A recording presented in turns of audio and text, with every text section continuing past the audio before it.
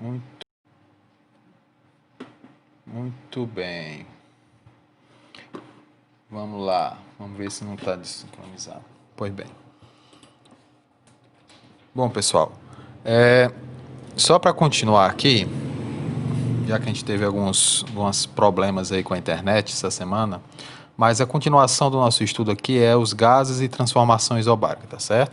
Na semana passada a gente viu que a gente está trabalhando com três grandezas basicamente, que é temperatura, volume e pressão, tá certo? Então, na semana passada a gente viu a transformação isotérmica, ou seja, do nosso capítulo 6, a gente viu a parte da isotérmica que está relacionado com essa primeira equação aqui, tá certo? A isotérmica é quando você tem temperatura constante, tá certo? Nós vamos ver hoje, vamos dar uma pincelada na isobárica, tá certo? E lógico, depois a gente vai ver o que é essa isocórica aqui ou isovolumétrica. Percebo, como eu já mostrei na última aula, que isso aqui é o que nós vamos chamar de equação geral, onde você tem pressão inicial, volume inicial, temperatura inicial, pressão final, volume final e temperatura final. Lógico, viu, pessoal? A gente está tratando aqui de gases ideais, tá certo? Então, pois bem, nessa isobárica, o que a gente vai considerar? A gente vai considerar que a pressão ela é constante. Então, perceba, ó, esse Pzinho, ele some dessa equação aqui, ó. É a equação geral, só que sem o P, tá bom? Então, isso aqui é a isobárica. Perceba, na isotérmica da última aula, ó, como a temperatura que era constante, sumia o Tzinho, ó, que é de temperatura. Então, é essa equação sem o T de temperatura, beleza? Então, vamos focar nessa aqui hoje, que é a transformação isobárica, ou seja, quando a pressão é mantida constante, beleza? Pois bem, então, em um sistema sob pressão constante, observa que o volume ocupado por determinada massa fixa de gás é diretamente proporcional à temperatura termodinâmica. Como assim? Isso quer dizer que se a temperatura variar, digamos, em 50%, a variação do volume também vai ser em 50%. Elas vão ser diretamente proporcional, tá certo? Essa aí é o que a gente conhece como a primeira lei de Gay-Lussac, tá certo?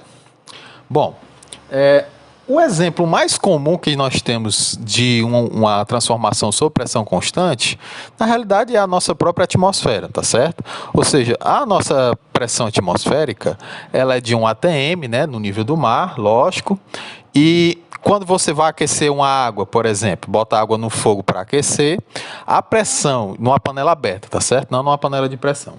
Numa panela aberta, a pressão atmosférica que está em volta da panela, ela é de 1 atm, ou seja, o que vai acontecer com aquela água? Ela vai alterar a temperatura, ela vai alterar o seu volume, que ela vai se expandir um pouco, tá certo?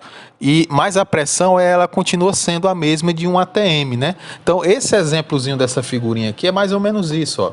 Você tem, em volta dessa bexiga, você tem a pressão normal de 1 atm. Se você pega essa bexiga e coloca ela dentro de um recipiente com água aquecida, o que é que vai acontecer?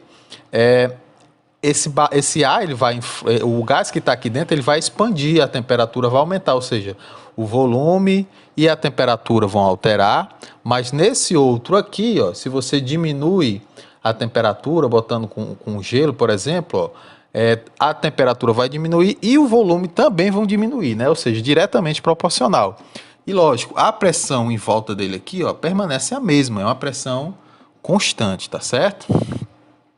Um exemplo disso é aqueles balões, né, que o pessoal usa para voar. Ou seja, você aquece o volume e você aquece o volume de gás que tem dentro do balão, como a pressão do lado de fora permanece a mesma, você vai estar alterando a densidade desse balão, tá certo? Aí como o balão vai ficar menos denso, ele vai conseguir voar, tá bom? Pois bem, vamos ser bem diretos aqui. Nós temos um exemplo que diz o seguinte, ó, um volume igual a 30 milímetros de gás metano a 25 graus Celsius é aquecido a 35 graus Celsius.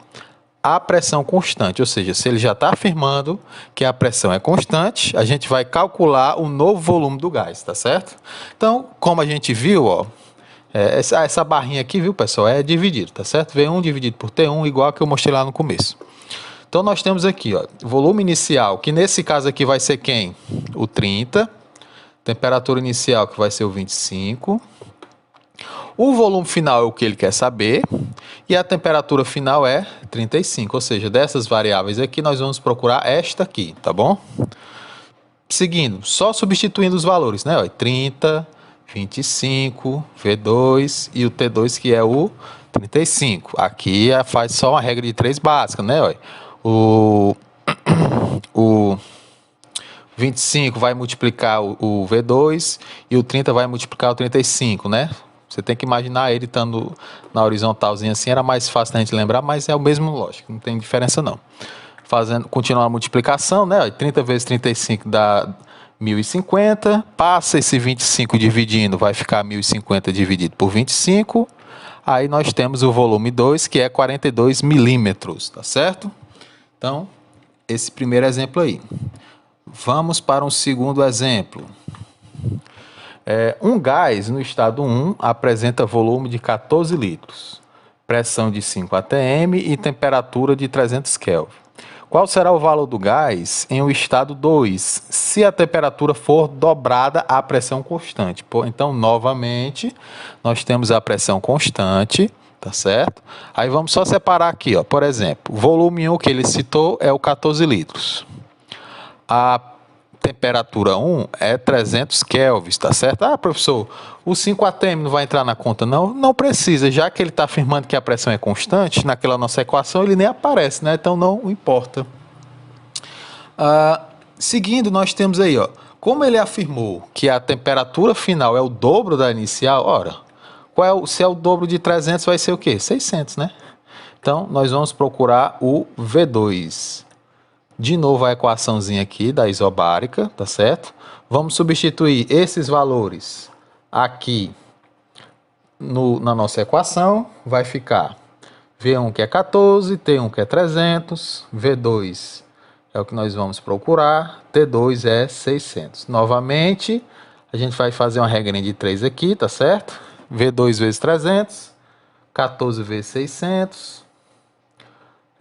vai ficar aí o 14 vezes 600, 8.400.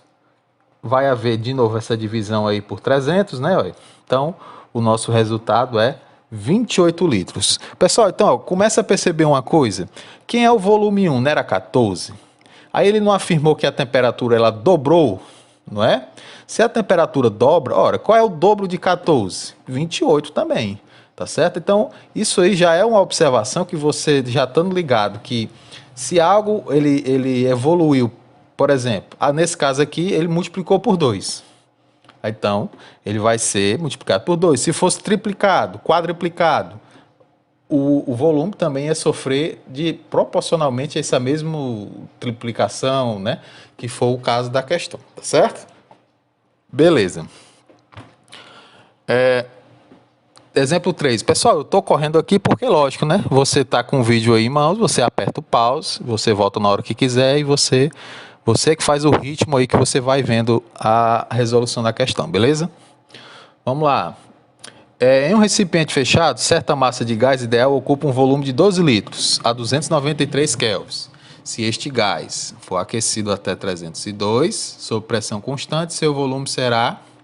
De novo, ó, vamos separar aqui os dados, né?